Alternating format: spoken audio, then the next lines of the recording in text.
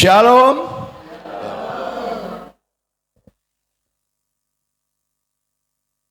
Ya.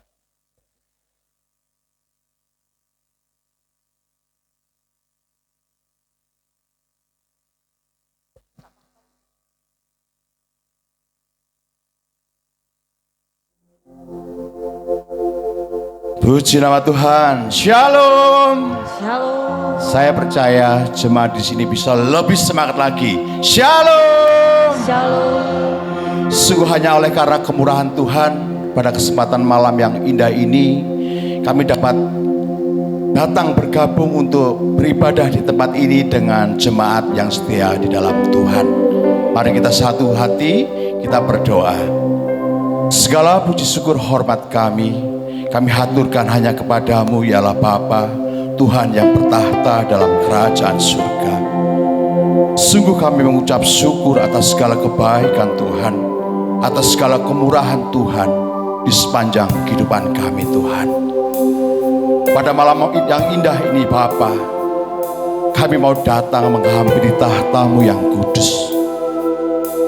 Dengan segala ketidaksempurnaan kami, dengan segala keterbatasan kami mau datang memuji, menyembah, memuliakan, dan mendengarkan firman-Mu Tuhan.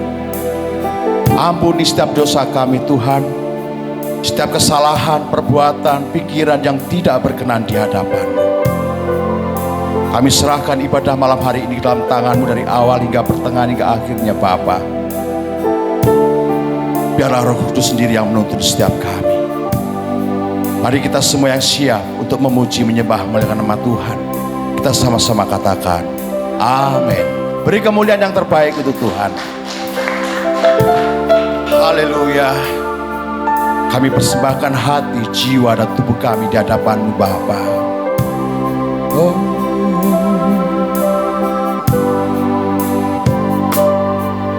Bapa, ku persembahkan tubuhku sebagai persembahan yang hidup, kudus, dan yang berkenan padamu, sebagai ibadah yang sejati. Bapa,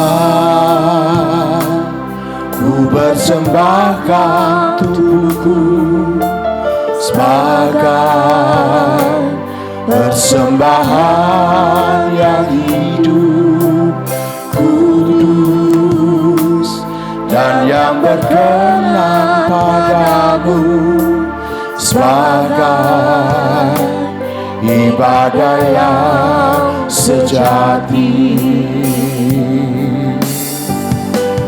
Ku sembahkan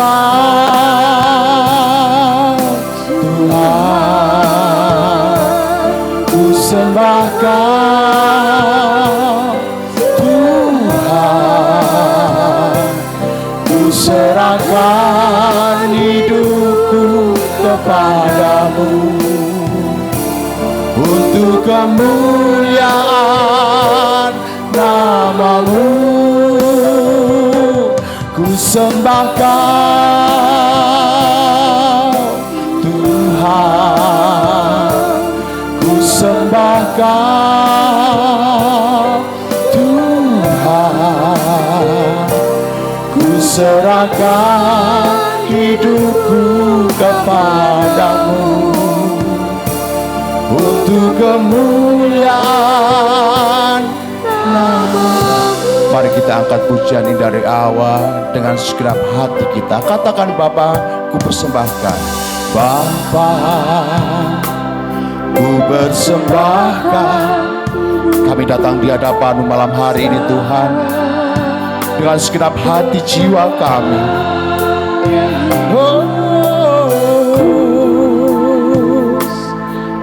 Yang berkenan padamu, sebagai ibadah yang sejati.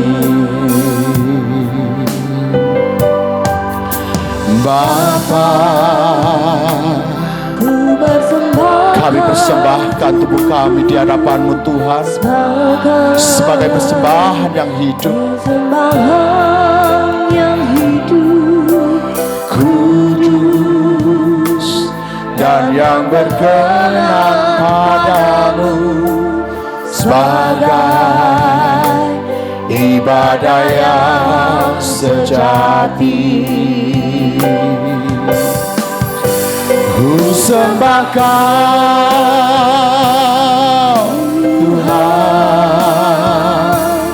ku sembah Kau Tuhan, ku serahkan hidupku kepadamu untuk kemuliaan nama-Mu. Ku sembah Kau Tuhan, ku sembah Kau, ku serahkan hidupku kepadamu untuk kemuliaan.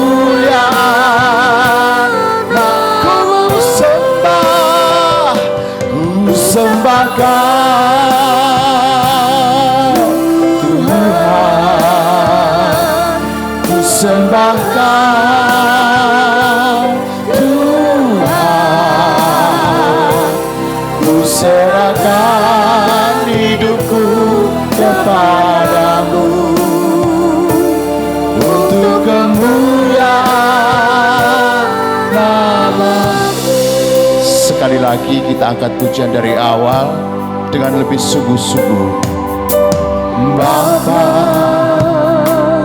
ku persembahkan hidupku sebagai persembahan yang hidup, kudus dan yang berkenan padamu, sebagai mari dengan segenap hatimu katakan, ku sembah Kau, ku sembah Kau Tuhan, ku sembah Kau Tuhan, ku serahkan hidupku kepadamu untuk kemuliaan nama-Ku. Sembah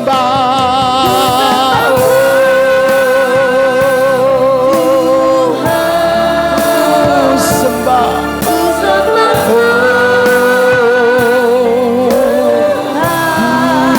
sembah, ku serahkan hidupku kepadamu untuk kemuliaan. Mari cepat saja katakan dengan lembut, ku sembah Kau. Dengan segenap hati, jiwa dan pikiran kami mau datang menyembah-Mu ya Allahku.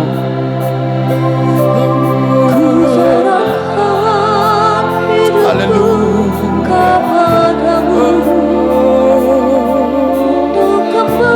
Sekali lagi katakan dengan segenap hatimu, ku sembah.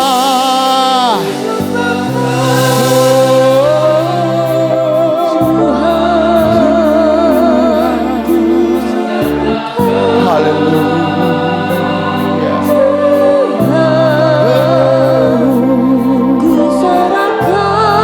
Hidupku kepadamu untuk kemuliaan nama-Mu. Ku sembah,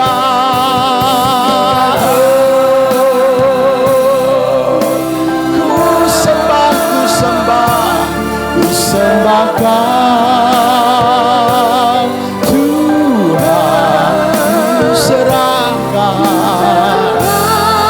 hidupku kepadamu untuk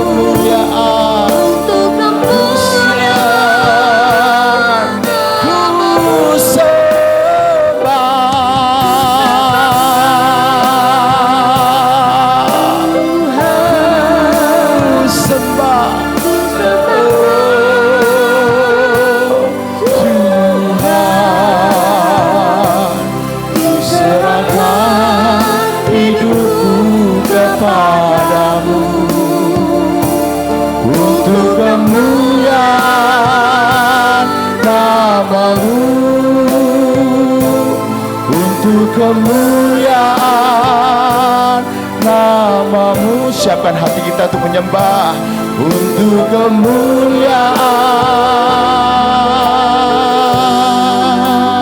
namamu. Sembah, mari sembah, mari sembah Tuhan Allah kita.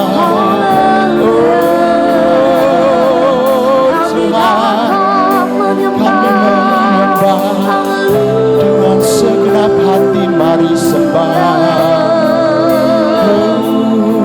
Haleluya,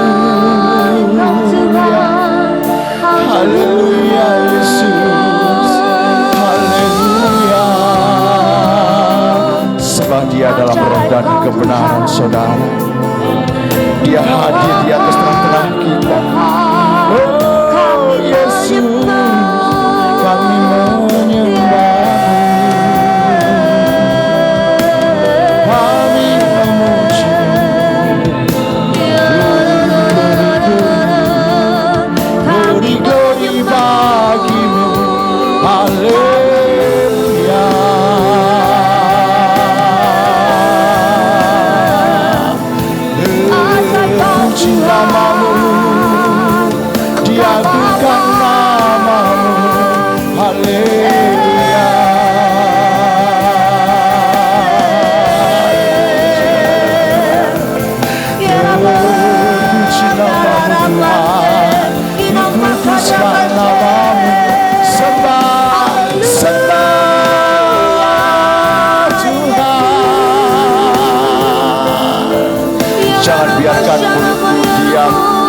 Mari bersembahlah untuk Tuhan.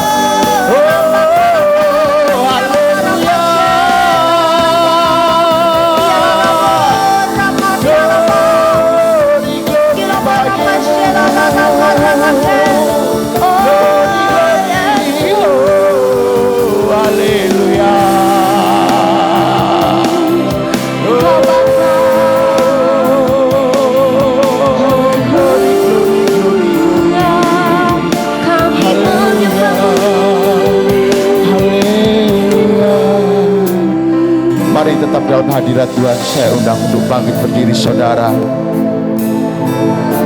Haleluya. Ku sembahkan Tuhan, ku sembahkan Tuhan, ku serahkan hidupku kepadamu untuk kemuliaan namamu.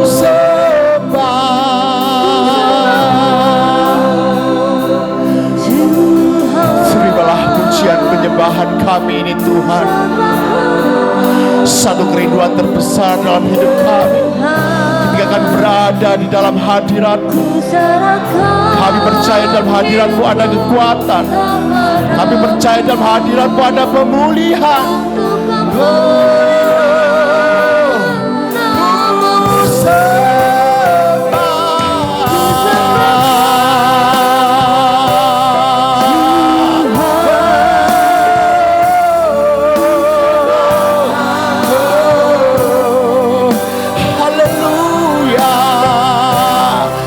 Serahkan hidupku kepadamu untuk kemuliaan namamu sembah.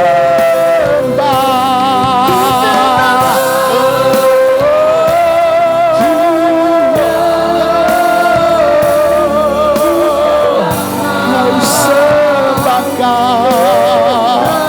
Haleluya. Hidupku kepadamu untuk kemuliaan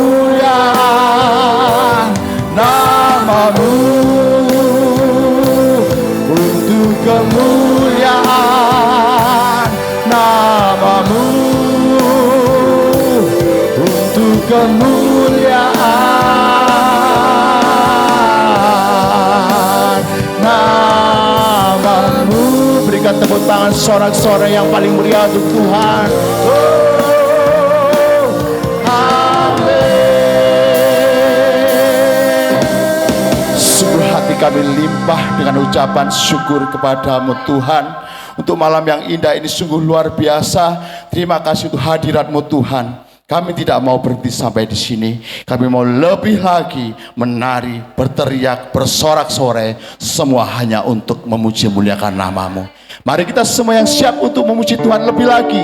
Kita sama-sama katakan amin. Berikan salam kanan kirimu saudara terkasih. Berikan senyum termanismu. Mari kita gandol Gusti.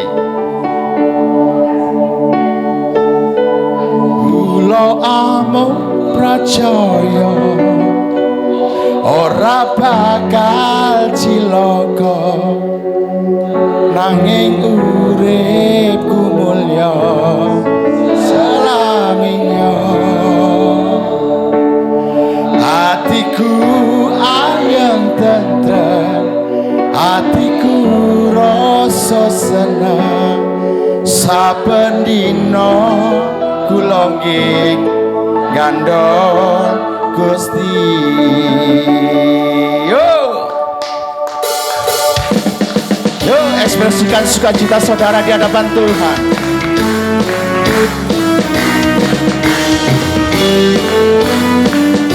Katakan gandol Gusti. Gandol Gusti, gandol Gusti, gandol Gusti. Amin. Saben dina wengi gandol Gusti. Gandol Gusti, gandol Gusti, gandol Gusti. Semua bersukacita. Dina wengi gandol. Katakan kula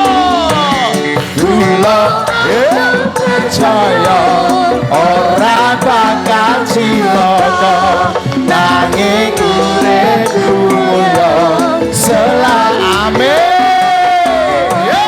Atiku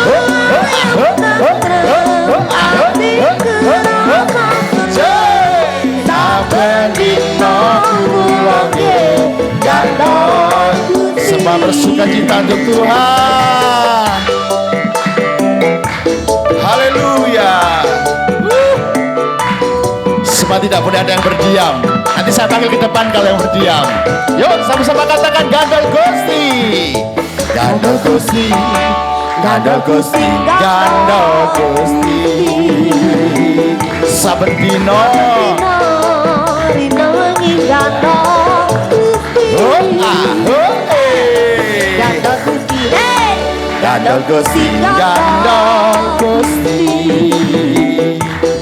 Saben dina wengi gandol Gusti. Kula amung percaya, amung percaya ora angkat pujian ini dengan penuh iman di hadapan Tuhan. Selaminya hatiku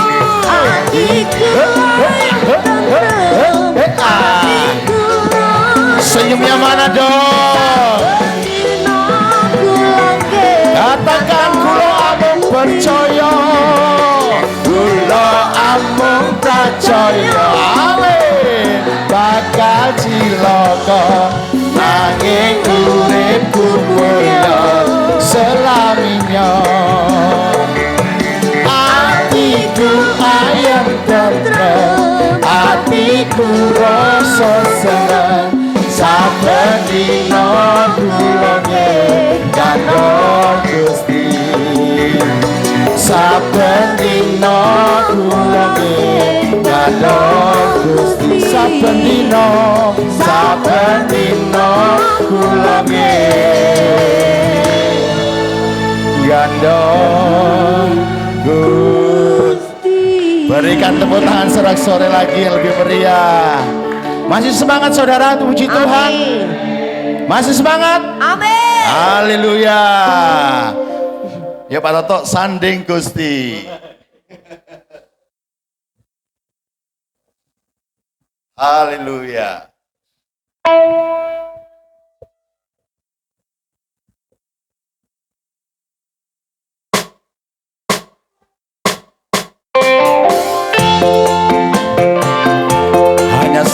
firman Tuhan, hidup kita ada damai sejahtera. Ada amin saudara? Amin. Yen tak salah sawang gunung lautan, saka ngendi tekane pitulunganku mung saka Gusti sing ngadeno langit bumi lan isine. Haleluya. Mung sanding Gusti Yesus, hatiku tenang, ora kurang arane welas kastresna, ora alus sana awan kepanasan, ora lutut kesiram banyune udan. Katakan matur nuwun Gusti, matur nuwun, berkahe Gusti mboten nuwun Gusti, matur nuwun, berkahe Gusti kersa kula purun. Amin. Dateng pundi kula tuwuh, kados pundi kula manut. Dateng pundi kula tuwuh, kados pundi kula tuwuh. Yo lebih bersukacita lagi.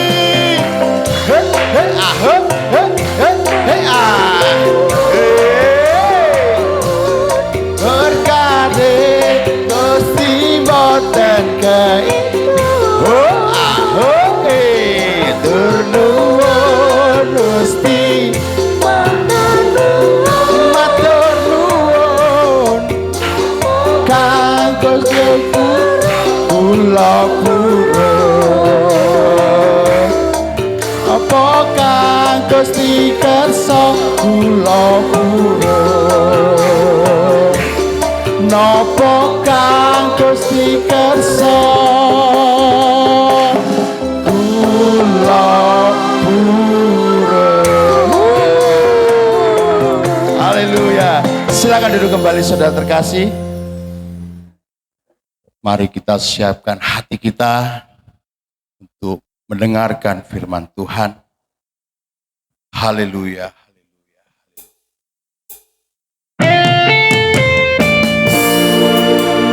Sekalipun gunung itu tidak berpindah Tuhan, kami mau tetapkan hati kami. Kami mau beriman hanya kepada-Mu Tuhan.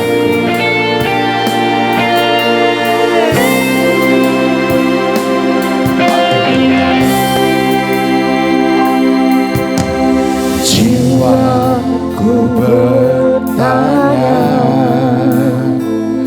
apakah masih ada harapan melewati tangisan, rasa sesak di dada? Imanku berkata, Tuhanku yang pegang kuasa, Dia selalu bekerja meski mataku tak melihat, walaupun gunung itu tak berpindah, tetap percaya Kau yang punya kuasa. Sekalipun ku dalam lembah gelap, tak mengapa asal kau di sampingku. Katakan pada masalah itu, walaupun masalahku masih ada, tetap percaya rencanamu terindah. Pribadimu takkan pernah berubah.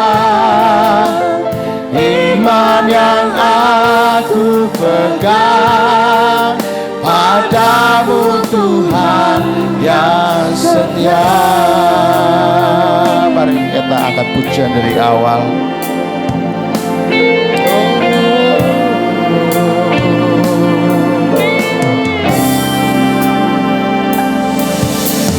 Jiwaku bertanya, apakah masih ada harapan melewati tangisan, rasa sesak di dada. Imanku berkata, Tuhanku yang pegang kuasa. Dia selalu bekerja meski mataku tak melihat. Walaupun gunung itu tak berpindah, amin, tetap percaya Kau yang pegang kuasa. Sekalipun ku dalam lembah gelap, tak mengapa asal Kau di sampingku. Walaupun masalahku masih ada, tetap percaya rencanamu terindah. Pribadimu takkan pernah berubah. Iman yang aku pegang padamu, Tuhan yang setia. Mari katakan dengan lebih lagi. Walaupun gunung itu tak berpindah, tetap percaya. Mari saya undang untuk bangkit berdiri, saudara. Sekalipun ku dalam lembah gelap, tak mengapa asal Kau di sampingku. Walaupun masalahku masih ada, tetap percaya rencanamu terindah. Pribadi akan pernah berubah. Iman yang aku pegang padamu, Tuhan yang setia.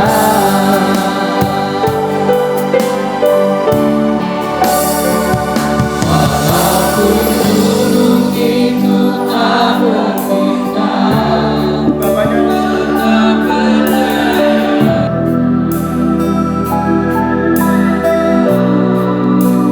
sekalipun ku dalam lembah gelap, tak mengapa asal Kau di sampingku.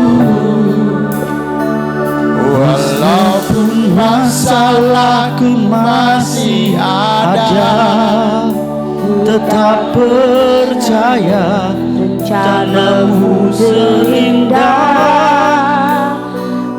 pribadimu takkan pernah berubah.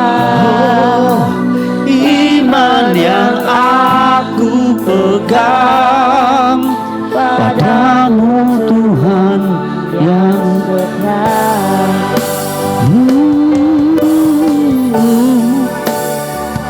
Walaupun gunung itu tak berpindah, tetap percaya Kau yang punya kuasa. Sekalipun ku dalam lembah kelam, tak mengapa asal Kau di sampingku. Walaupun masalahku masih ada, tetap percaya rencanamu terindah. Pribadimu takkan pernah berubah.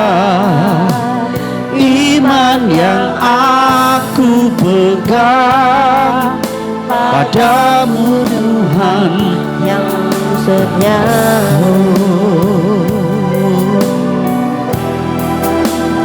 Iman yang aku pegang padamu Tuhan yang setia. Terima kasih Tuhan buat janji-Mu. Ini menjadi dasar keyakinan kami. Iman kami bukan didasarkan pada apa yang kami lihat, tetapi apa yang Tuhan nyatakan. Terima kasih Tuhan, terima kasih. Karena apapun yang terjadi di luar kehidupan kami, di luar sana, di luar pribadi kami, tidak akan mempengaruhi dasar keyakinan kami. Terima kasih Tuhan, kami akan menikmati kebenaran firman-Mu. Biarlah setiap firman yang kami terima, yang kami dengar, bukan hanya menguatkan kami, tapi juga akan kami terapkan, akan kami praktekkan untuk membawa orang kepada Tuhan. Di dalam nama Yesus, mengucap syukur dan berdoa. Haleluya. Amin. Oke, silakan duduk. Sama-sama kita buka dulu di Filipi pasal 4 ayat yang ke-12 sampai yang ke-13. Filipi pasal 4 ayat yang ke-12 sampai dengan yang ke-13. Sudah ketemu? Aku tahu apa itu kekurangan dan aku tahu apa itu kelimpahan. Dalam segala hal dan dalam segala perkara tidak ada sesuatu yang merupakan rahasia bagiku. Baik dalam hal kenyang maupun dalam hal kelaparan. Baik dalam hal kelimpahan maupun dalam hal kekurangan. Segala perkara dapat kutanggung di dalam Dia yang memberi kekuatan kepadaku. Langsung saja kita coba buka di versi firman Allah yang hidup. Saya sudah siapkan di sini saudara. Tapi rasanya kok ada sesuatu yang saya sampaikan di luar ini. Oke. Di versi firman Allah yang hidup, saya akan baca seperti ini. Saya dapat hidup seadanya. Saya telah mempelajari rahasia untuk merasa puas dalam segala keadaan, baik kenyang atau lapar. Baik berkelebihan atau berkekurangan. Sebab saya dapat melakukan segala kehendak Allah dengan pertolongan Kristus yang memberi saya kekuatan dan kuasa. Saya coba menerjemahkan atau menjelaskan ayat ini dari lagu yang coba saya nyanyikan. Jadi lagu ini ciptaan teman saya, Pasif. Nah kebetulan kami punya latar belakang yang mirip-mirip dikit lah. Sama-sama perintis dan pernah merintis seperti itu. Kalau saudara lihat di channel YouTube saya itu ada judul lagunya itu Kecantol Gusti. Coba toto ya. Kecantol Gusti, kecantol. Ya judulnya kecantol lah. Kalau sudah gandol Gusti memang harus kecantol. Nah, nanti yang mau keluar nanti itu nempel. Jadi ngandol Gusti, kecantol Gusti, nempel Gusti. Ya. Kalau teman saya ngomong Yang penting gak kesurupan naik. Tapi gak apa-apa lah kesurupan Gusti ya toh. Kecantol Gusti, engko Pak.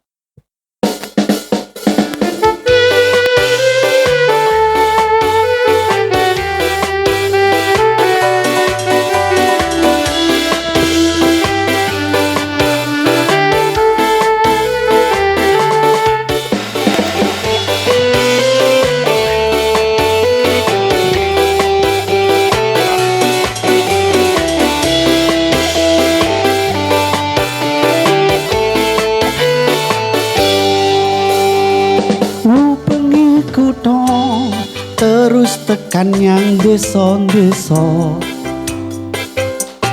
nglayani wartaake sabdane Gusti,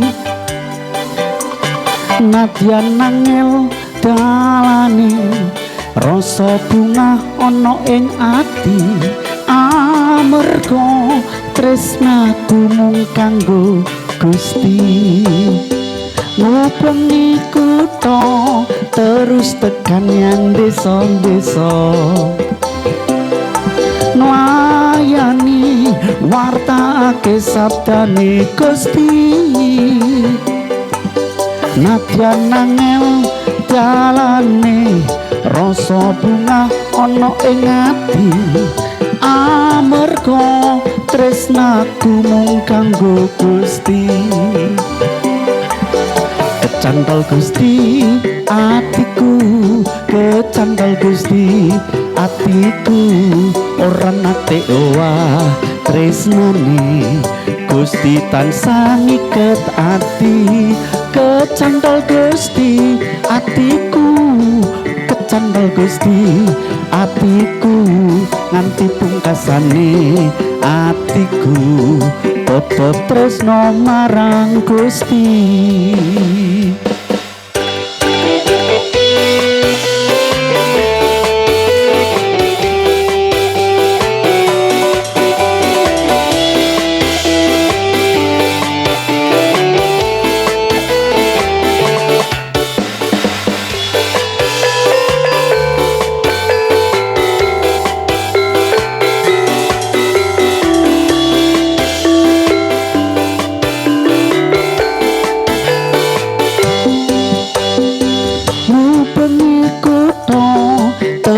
Tekan yang desa-desa nglayani wartaake sabdane Gusti, nadyan nangel dalane rasa bunga ana ing ati, amarga tresnaku mung kanggo Gusti.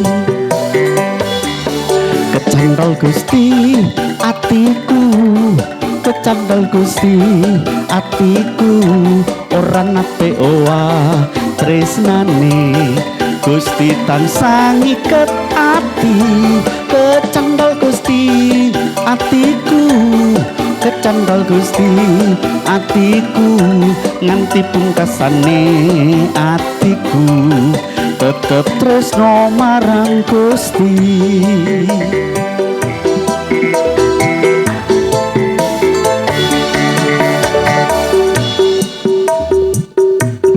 Kecantol Gusti atiku, kecantol Gusti atiku, ora nate owah tresnane Gusti tansah ngiket ati. Kecantol Gusti atiku, kecantol Gusti atiku, nganti pungkasane atiku tetep tresno marang Gusti. Amin. Tahun 93. Berapa tahun lalu itu ya? 20 tahun lebih ya? 23 tahun yang lalu. Tahun 93 saya sekolah Alkitab kelas 1, masih muda, masih culun, masih imut, dan tentu saja masih ganteng. Zaman semono. Saya diajak oleh kakak kelas senior saya pelayanan di daerah Malang Selatan. Karena di sekolah Alkitab itu kami tidak boleh keluar kecuali 2 minggu sekali. 2 minggu sekali itu pun siswa-siswi dipisah. Jadi kalau siswi keluar, siswa di dalam. Jadi ada namanya Torat di situ. Jadi nggak boleh ngobrol sama siswi, nggak boleh ngobrol aja, nggak boleh apalagi bersentuhan. Nah, karena rasanya masih kelas 1 terkungkung. Ketika teman saya ngajak, Ishak ikut pelayanan di mana? Malang Selatan. Oke, saya enggak tahu Malang Selatan itu daerahnya seperti apa waktu itu. Karena masih sangat muda. Kemudian tiba hari hanya, saya sakit. Tapi karena saya sudah berjanji, saya punya prinsip janji harus ditepati. Oke, dalam kondisi sakit, saya tetap ikut pelayanan. Saya pikir berjalannya cuma 1,5 jam lah, mentok 2 jam. Ternyata saudara, itu perjalanan memakan waktu 5 jam. Wih, dalam hati getun aku, tak iya ini getun, saya nyesal gitu. Nah, kemudian masuki daerah pelayanan yang dituju. Saya ingat itu di daerah namanya Sumbermas, masuk kecamatan Sitiarjo itu kecamatan apa ya? Sumber Manjing Wetan. Jalannya masih tidak enak, masuk kiri kanan hutan, tentu masuk ke dalam. Saya cuma mikir seperti ini, Tuhan, kok yo enek gereja, jalannya tidak enak, bukan aspal, masuk ke dalam kiri kanan gunung, full penuh hutan, seperti tidak ada penghuninya, tapi ada gereja. Saya cuma mikir ini kalau tidak hatinya nyantol karo Gusti, ini kalau tidak ada panggilan, kalau nggak cinta Tuhan, rasanya tidak mungkin. Kemudian ibadah dimulai, saya ingat yang datang karena di desa saya mungkin sekitar 15-20 orang. Musiknya biasa, cuma pakai yang saya ingat itu gitar, kemudian ukulele sama ketipung. Tahu sendiri saudara, zaman semono lagu itu tidak serumit sekarang. Waktu itu, zaman tahun-tahun 90-an lagu itu kan paling sederhana banget. Dan saya ingat lagu yang dinyanyikan itu ini. Namaku sanalah dalam buku kehidupan kekal. Darahnya telah sucikan segenap dosaku. Pasti tidak ada yang tahu ya. Jelas ya. Saya tahu namaku sanalah dalam kondisi sakit. Air mata itu terus deras saudara. Itu tidak bisa berhenti. Bukan karena nangis. Tapi memang saya sakit kondisinya. Badan tidak enak, meriang. Sakit betul. Sakit betul. Tetapi ketika pujian mulai dinaikkan. Saya merasakan Tuhan ada di situ. Lagunya sederhana, musiknya sederhana. Tetapi ketika dinyanyikan. Dengan penuh ucapan syukur. Dengan iman yang full. Mujizat terjadi. Hari itu untuk pertama kalinya dalam pelayanan saya ngalamin mujizat. Penyakit saya langsung sembuh hari. Musiknya sederhana. Itu kalau nyanyi pasti lemak berkurang. Gobios saudara. Tapi tidak peduli sudah. Namanya orang desa ya. Kalau nyanyi semua hangat itu. Tidak jaim-jaiman. Dan memang saya lihat itu jarang yang pakai bedaknya. Itu tebal, itu jarang banget. Jadi loss. Dan saya ngalami kesembuhan hari itu. Mujizat terjadi dalam hidup saya. Sakit saya langsung sembuh. Cuman ada satu yang membuat saya itu seperti ini. Tuhan, ini hamba Tuhan. Beliau sudah meninggal. Ini hamba Tuhan. Kalau bukan karena panggilan dan cinta Tuhan, rasanya saya percaya dia tidak akan milih tempat itu. Natal kemarin saya diundang lagi di gereja yang sama. Cuman generasi kedua, jadi dia tidak tahu saya. Kemudian saya saksikan ini, kaget itu seluruh jemaat. Mereka namatkan saya itu kayak gini. Oh, ternyata penyanyi Gandul Gusti Biar tahu pelayanan yang kini itu tahun 93. Kemudian saya sharing, saya cerita. Salah satu yang saya saksikan seperti ini, kalau pelayanan, tirulah hamba Tuhan yang gak milih-milih pelayanan. Asal ada di dalam Tuhan, segala perkara dapat kita tanggung. Saya sharing, kemudian saya saksikan apa yang pernah terjadi 23 tahun yang lalu. Selesai khotbah, Ada seorang oma-oma umurnya 80-an. Tapi masih kelihatan seger ngampiri saya. Tiba-tiba saya dipeluk, Mas Yusa. Terima kasih ya sudah mau datang lagi ke sini. Saya Tante Manu Putih yang ketemu dengan Mas Yusa 23 tahun yang lalu.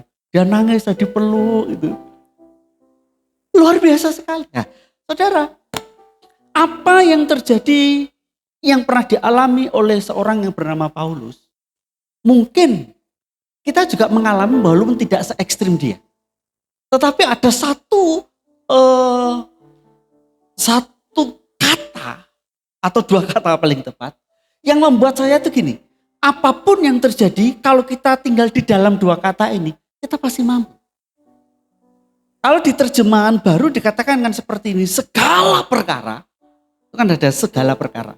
Artinya bukan satu atau dua perkara, atau jenis perkaranya apa. Artinya kan itu segala.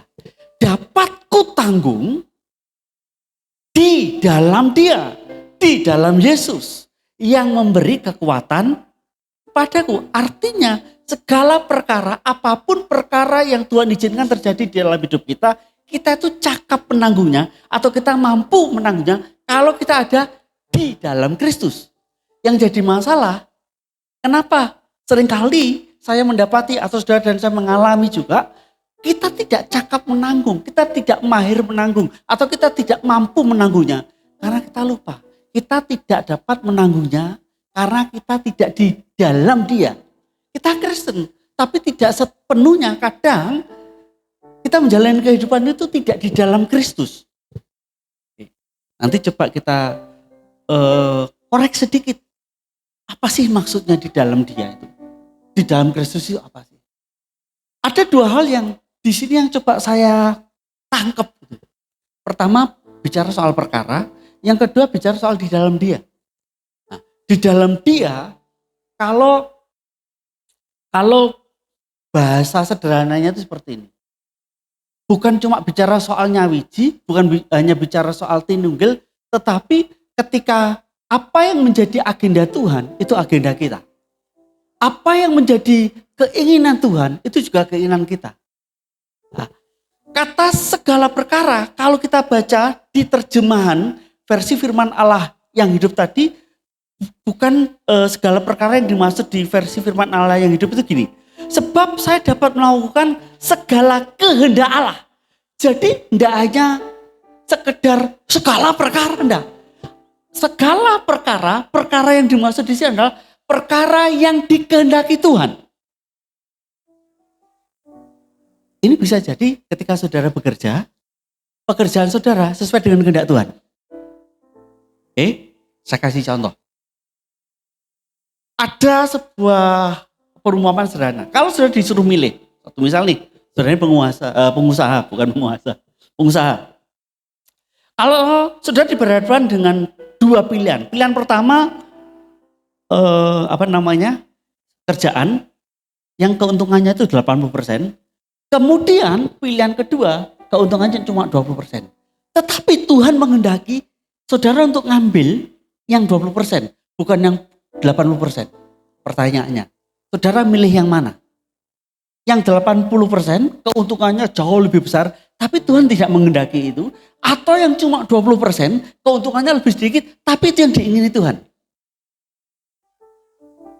Pertanyaannya, saudara, hatimu ada di mana? 80.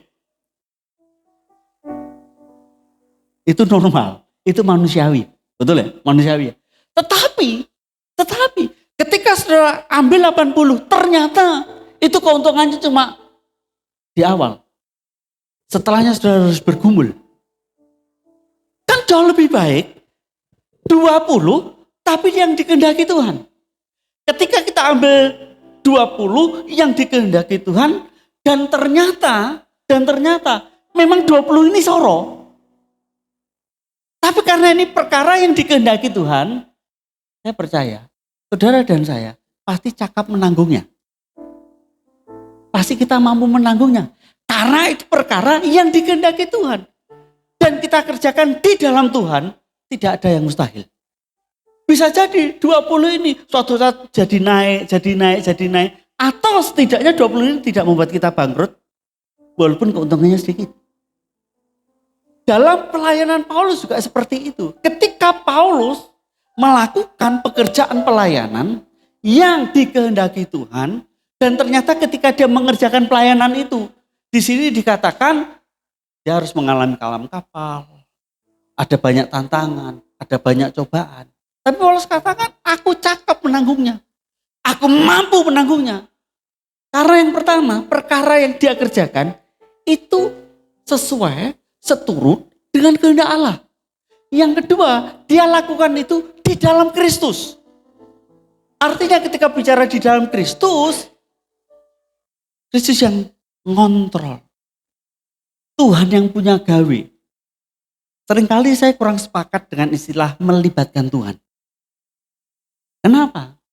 Kalau melibatkan Tuhan, artinya apa? Sebenarnya kita yang punya proyek, Tuhan kita libatkan.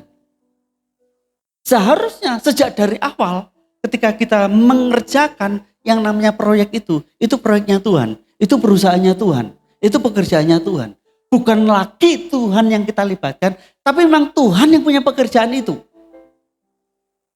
Oleh sebab itu ketika Tuhan izinkan kita harus mengalami yang namanya pencobaan, penderitaan dan lain sebagainya, selalu ada kata Tuhan memampukan. Nah, jadi dari dua ayat yang kita baca ini, ketika saudara dan saya mengerjakan segala perkara yang dikehendaki Tuhan,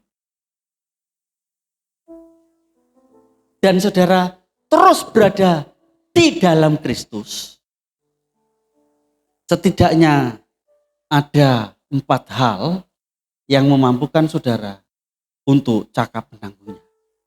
Jadi ketika Kristus ada di dalam kita dan kita bekerja sesuai dengan apa yang jadi kehendaknya, yang pertama, kita mampu menanggulangi berbagai macam pencobaan.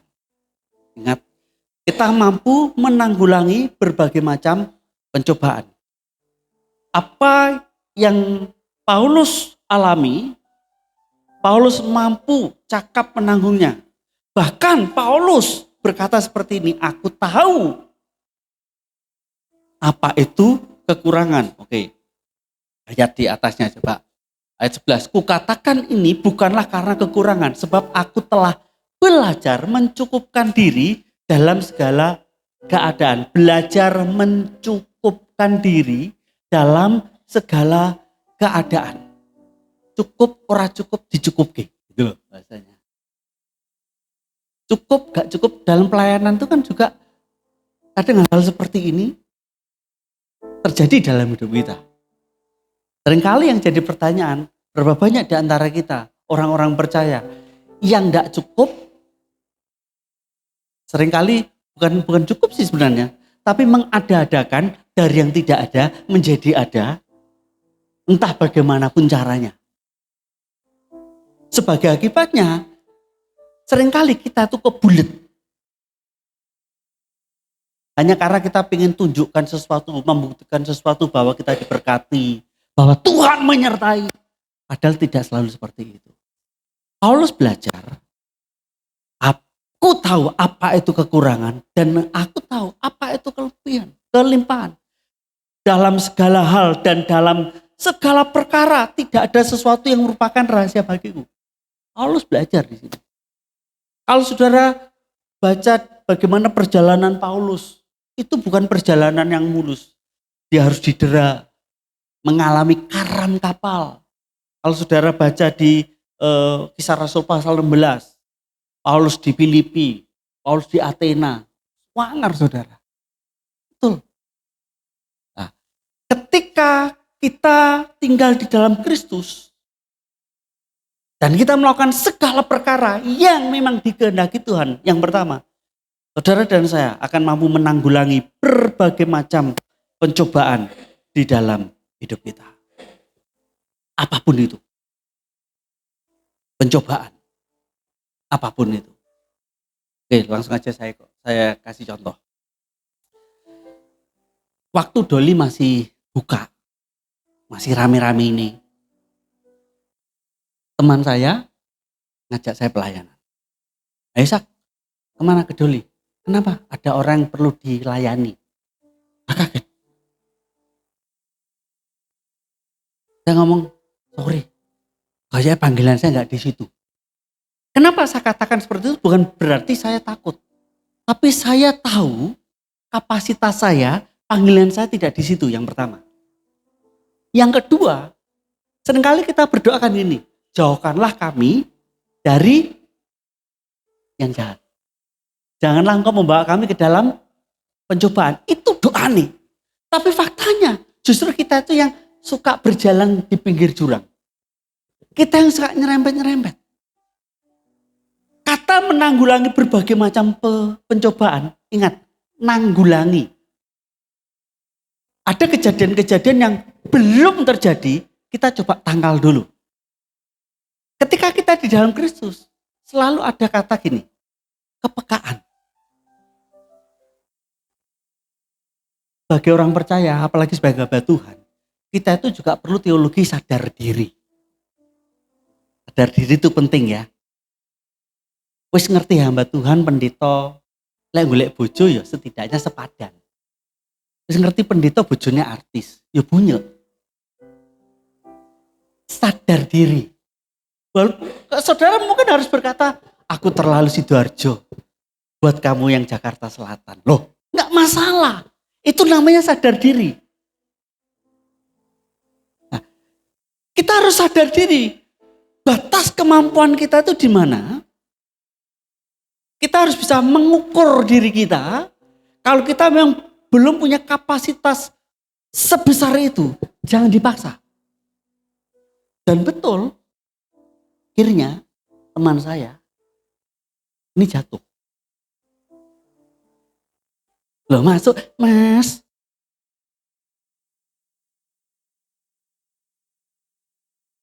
Betul nggak, saudara? Bukan berarti iman saya tidak kuat, enggak. Tapi saya tahu kapasitas saya di situ dan saya harus sadar diri.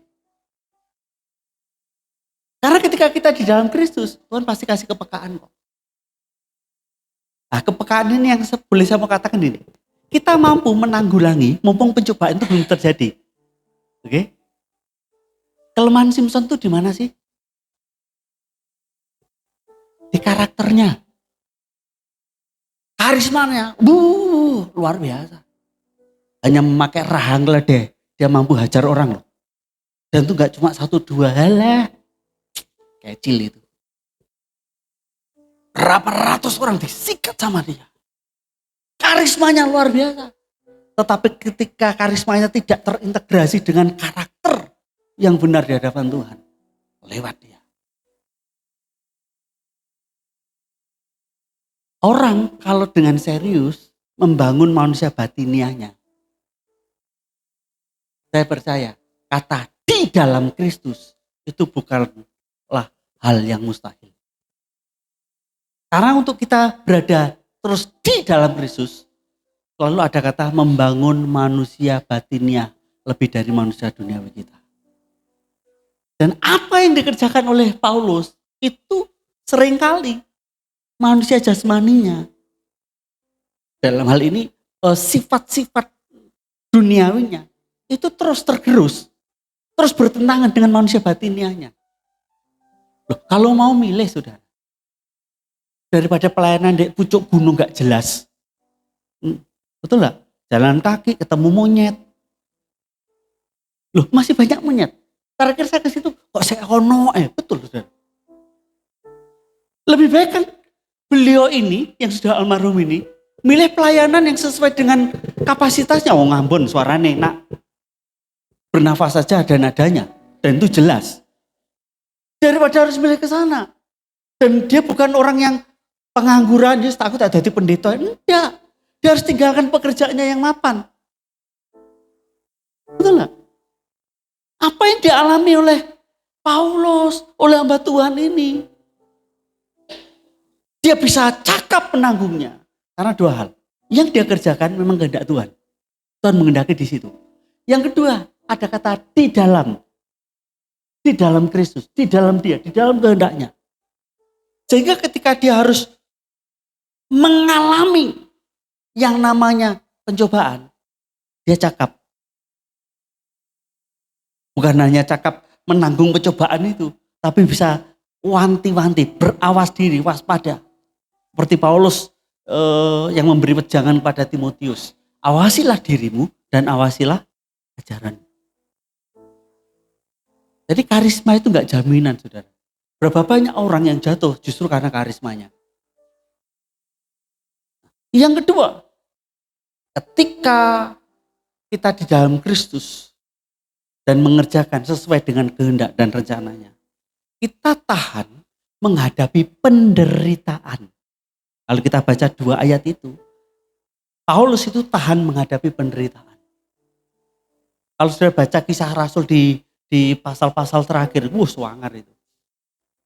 Bukan hanya karam kapal dia digigit ular. Kita sebagai hamba Tuhan, model penderitaannya itu sudah beda dengan zaman dulu. Zaman dulu mungkin penderitaannya lebih banyak pada hal-hal yang bersifat fisik. Pendeta gak mangan, akhirnya harus terpuasa kalau zaman dulu kan. Sekarang kebalikannya. Berkat itu bisa menjadi pencobaan loh saudara. Berkhotbah mesti kon mangan terus. Mangan lele sayur ndak popo, nggak masalah, aman. Udah mangan semua yang haram ada di situ. Ndak cuma itu. Kalau zaman dulu naik turun gunung ketemu monyet, aman. Dekat dengan surga. Lagi naik turun mobil ketemu cewek cantik. Terus bisa jadi pencobaan saudara. Betul gak? Salah milih bojo. Terus jadi penderitaan itu ya. Enggak lah, kalau orang mengerjakan sesuai dengan kehendak Tuhan ya gak mungkin salah pilih bojo. Betul? Amin Pak Edi ya. Loh, lihat dengar kesaksiannya Bu Edi itu asik loh. Oh, bagaimana dia mendapatkan suami yang suka pelayanan. Cinta Tuhan. Padahal dalam hati cocok modus itu ya bisa jadi ya. Bu Edi di antar paling akhir, sendiri yang lainnya didulukan. Bu Edi paling akhir ya. Itulah. Selalu ada cara ya. Nah, ketika saudara ada di dalam Kristus dan mengerjakan apa yang menjadi kehendaknya, saudara akan tahan menghadapi seberat apapun penderitaan yang Tuhan izinkan di dalam hidup kita. Makanya jadi gembala itu enggak mudah. Betul? Coba urip bener ya tetep lek wong gak seneng ya tetep gak seneng. Apalagi musimnya sekarang ini sudah zaman media sosial. Salah khotbah sidik di YouTube. Aduh. Entek saudara. Makanya mending nyanyi lek di live. Nyanyi itu haternya sedikit. Khotbah saudara keplecok sedikit gitu aja loh. Hidup kita tuh disorot sekarang ini. Diberkati, dipikir pendeta kok gak gelem prihatin. Serba salah toh. Gak diberkati, hamba Tuhan kok ngenes sih. Serba salah, saudara bener. Ayo coba. Saudara diberkati. Om, tak kasih Rolex tolong dipakai ya. Ayo, saudara mau pakai? Ayo. Padahal jemaat mati-mati. Mas, Pak, tolong digawe ya. Ini Rolex, Pak. Ini aku hanya bisa memberi ini. Coba saudara pakai. Dipoto mak jebret. Enek sing ngunggah. Wih, pendeta hedon. Coba saudara kelihatan bladus. Buruk. Orang akan ngomong apa? Mau yang mencerminkan Tuhan itu memelihara hambanya. Serba salah saudara. Bener saudara. Kalau hatimu gak tahes, gak sehat, gak kuat, gak yakin bahwa panggilanmu itu di situ, wes sudah. Saya sarankan ojo mbok teruske. Gak salah, bener. Bener saudara. Ayo, saudara lemu. Pendeta gak tau poso. Bener. Ayo, saudara coba awakmu kurukno. Pak, mbok ya ngetokne lek diberkati Tuhan. Saudara kan duwe anak diomong, dikutuk Tuhan, mbak Tuhan gak bener tuh mandul. Duwe anak dilalah kebojolan, dadi telu papat, pendeta nafsune gede. Serius, saudara. Belum lagi gerejamu diresolusi. Belum lagi tekanan. Aduh. Saya pernah ada ilustrasi namanya Pak Pendeta, saya lupa. Pak Barnabas Ong. Dia bilang gini. Ngomongnya kan kayak Gus Dur ya. Solidaritas. Pokoknya intinya gini. Solidaritas pendeta dan solidaritas anjing itu beda jauh. Saya kaget, maksudnya apa? Ya itu kan sekedar analogi ya. Kalau solidaritas anjing itu solidaritasnya. Kalau ada rekan anjing yang jatuh ndek got, anjing yang lain tuh akan gonggong. Gimana caranya temannya yang jatuh di got ini bisa mentas. Tapi kalau solidaritas pendeta, lainnya koncone jatuh, lainnya juga jenggong. Tapi ngebles nih tambahan. Makanya jadi pendeta. Kuncinya cuma satu kok. Roh Kudus pimpinlah, pimpinku di perjalanan. Jangan sampai aku jatuh, pimpinlah. Roh Kudus pimpinlah. Yes, man, Roh Kudus pimpin. Lek gak, ada banyak mata di luar sana tuh yang siap-siap bertepuk tangan menunggu kejatuhan kita. Makanya kalau mereka ngiri, santai aja, kita nganan aja. Yang ketiga, ketika Kristus, kita tinggal di dalam Dia, tinggal di dalam Kristus, tinggal di dalam Yesus, dan mengerjakan segala perkara yang dikehendaki Tuhan. Kehidupan kita itu akan mampu mengalirkan kehidupan ilahi. Di mana kehidupan ini bukan hanya memotivasi orang lain, tetapi juga menginspirasi orang lain mengerjakan apa yang kita kerjakan sesuai dengan kehendak Tuhan. Jadi ada kehidupan ilahi yang mengalir di dalam diri kita yang bisa kita bagikan, kita impartasikan kepada orang-orang yang Tuhan percayakan di dalam hidup kita. Makanya kenapa kata membangun manusia batinnya itu menjadi kunci untuk kita terus tinggal di dalam Dia. Kita tidak akan mampu merubah hidup seseorang tanpa Kristus. Kita itu siapa? Khotbah 30 menit, sing nyantol berapa? Belum lagi yang diterapkan berapa? Khotbah itu ngetoknya abab loh saudara. Jemaat nangkepnya itu berapa persen? Kalau tidak ada aliran-aliran yang membawa kehidupan, kita tidak mampu mengubah kehidupan seseorang. Karena memang itu perkara yang Alkitab katakan terlalu ajaib. Paulus yang menanam, Apolos yang siapa yang memberi pertumbuhan? Tuhan. Oleh karena itu kita harus tinggal di dalam Tuhan. Tinggal di dalam Kristus. Orang kalau mau bangun pelayanan itu sebenarnya gampang kok. Asal punya duit, punya modal, dia bisa bangun apapun. Tetapi yang jadi pertanyaan, kekuatan materi itu ada batasnya. Tapi kalau kita membangun di dalam Kristus dan sesuai dengan kehendak Tuhan, mungkin pelayananmu yang Tuhan percayakan, orangnya itu tidak banyak untuk kau muridkan. Tapi jangan tanya soal buahnya. Wah asik itu. Bayangkan kalau Jumat itu iso dijak soro bareng. Artinya mentalitasnya itu kuat. Saudara, kita tidak boleh ibadah. Siap ibadah dari rumah ke rumah. Budal! Oh, kan enak gitu. Betul. Saya ingat ketika kami tidak boleh ibadah di satu tempat, saya ngomong, kita ibadah dari rumah ke rumah, kita nyanyi sing buan terpisan. Kenapa Pak? Ben berbagi tonggo nih. Udah, di sini minggu ini di rumahnya Pak Dwi Rawami. Kulo amung percaya, asik-asik jos. Besok minggu di sana roto. It's okay. Karena saya tahu, saya tidak punya modal apa-apa. Kecuali memang Tuhan suruh di situ. Makanya lagu Ngandel Gusti itu kan seperti sebuah monumen. Jadi Tuhan ingatkan sesuatu. Bisa kamu pelayanan tidak punya apa-apa. Tidak punya siapa-siapa. Tidak ada yang bisa kau andalkan kecuali aku.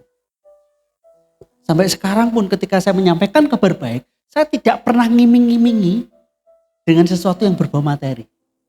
Mas, lek melu Tuhan, bariku lek pekerjaan. Enggak. Dan puji Tuhan sampai detik ini, orang-orang yang mau terima Yesus, bukan karena materi, itu jauh lebih awet sampai sekarang. Kita ini kan cuma mentor. Loh?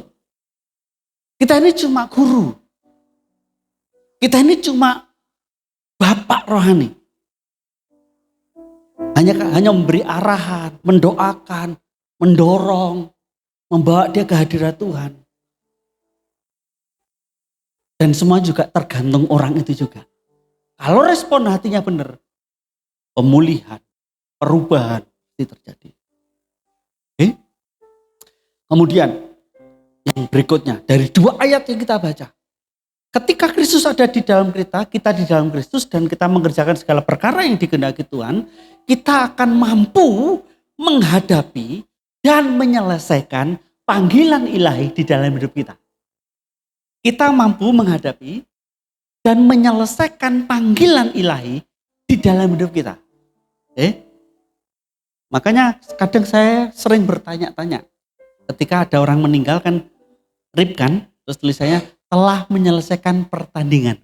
Belum tentu saudara. Serius, belum tentu. Karena menyelesaikan pertandingan itu bukan bicara soal lewis mati. Enggak. Banyak orang meninggal belum selesai sebenarnya. Karena apa? Selama hidupnya dia lari dari panggilan itu. Ada banyak orang yang seperti siapa itu kalau di Alkitab itu? Alexander atau siapa itu? Markus pernah meninggalkan Paulus. Tapi dia balik lagi. Berapa banyak orang percaya, termasuk rekan-rekan hamba Tuhan, lari dari panggilannya. Atau memang sejak awal, sebenarnya dia ada dipanggil di situ, tapi karena makso. Tapi ketika kita tahu persis bahwa ini pekerjaan, ini pelayanan yang kita kerjakan karena memang Tuhan mengendaki kita di situ. Tuhan pasti memberikan kita kemampuan, kekuatan untuk kita menghadapi segala macam tantangannya, segala macam rintangannya, dan menyelesaikan. Sampai Tuhan berkata, engkau berkenan di hatiku. Tabaslah hambaku. Betul? Jadi percayalah, ketika kita mengerjakan pekerjaan yang dikehendaki Tuhan, dan kita mengerjakannya di dalam Dia, kita akan mampu menyelesaikan panggilan Allah dalam hidup kita. Amin. Yang terakhir, yang kelima, dari 2 ayat yang kita baca ini.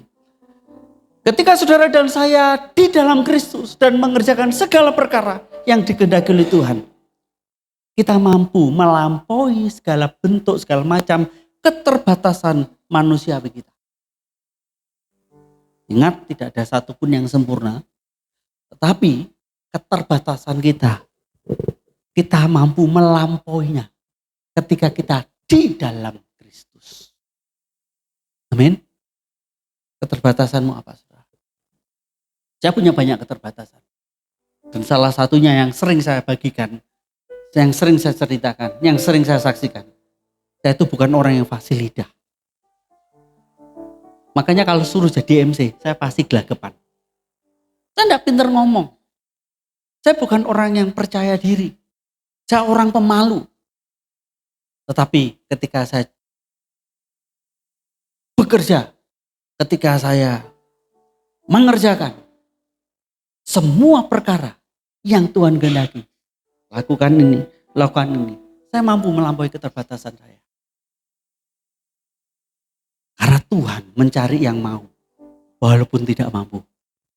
Kenapa? Tuhan akan memberikan kemampuan. Ada anugerah yang Tuhan tambahkan di dalam hidup kita. Untuk kita bisa menyelesaikan perkara-perkara yang melampaui keterbatasan kita. Mengubah hidup orang itu terlalu ajaib. Saudara. Tapi kalau karena orang itu lewat hidup kita, hidupnya diubahkan. Itu karena Tuhan mau memakai kita. Amin. Sudah diberkati hari ini. Kerjakan segala perkara di dalam Dia. Dan sesuai dengan kehendaknya. Tuhan Yesus memberkati. Sebelum saya tutup, saya nyanyi di lagu saya yang baru. Kemarin saya nyanyikan sama jemaat. Rodok heboh, saudara. Bukan rodok, karena temponya itu 200. Cepet banget.